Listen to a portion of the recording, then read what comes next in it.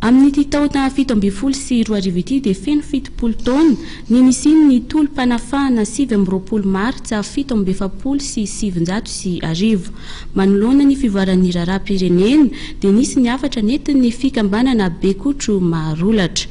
Vola Ravoavy sy Tsiry Rakotoarson no nitatitra ny vaovao. Miantso fifoazan'ny malagasy hijery sy hanarina ny firenena ny fikambanan'ny Bekotro Marolatra nitolona tamin'ny 7 martsa 1770.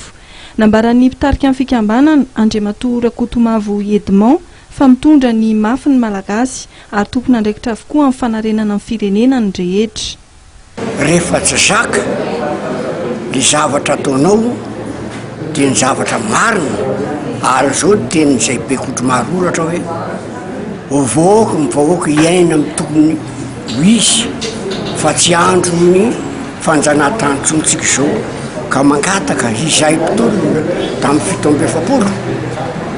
Rehefa tsy zaka ny mitondra ny samy dia aloha janona fa mijaly ny vahoaka malagasy tsy mbola nisy eton'izao hatramin'ny siny ny tantara fa tena mitondra izay tena mafy mihitsy ny malagasy rehetrarehetra.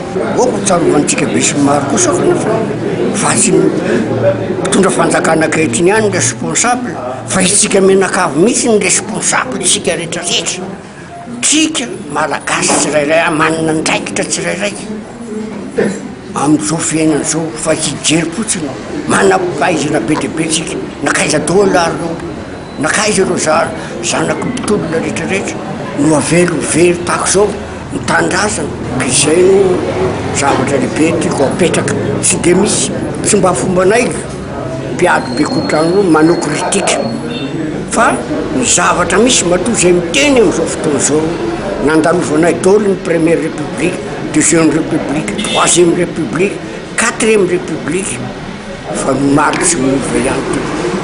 Nisokatra tamin'ny fomba ofisialy androany ny hetsika fankalazana amin'ny 70 taona nisian'ny tolom-panafahana 7 martsa 1770. Hetsika maro no karakarain'ny komite nasionaly ao anatin'ny fankalazana. Fitaom-pivavahana no nisantanana amin'ny fankalazana maraina teo teny amin'ny chapelle Ampahibe. Izy ny fampahafantarana amin'ny alalan'ny Aino Manjery ny tantara sy ny toerana Mamaivay tamin'ny fanoherana ny fanjanahana tamin'ny taona 1770. Isy ihany koa ny fifaninanana lahatsoratra sy tantara mifototra amin'ny tolom-panafahana.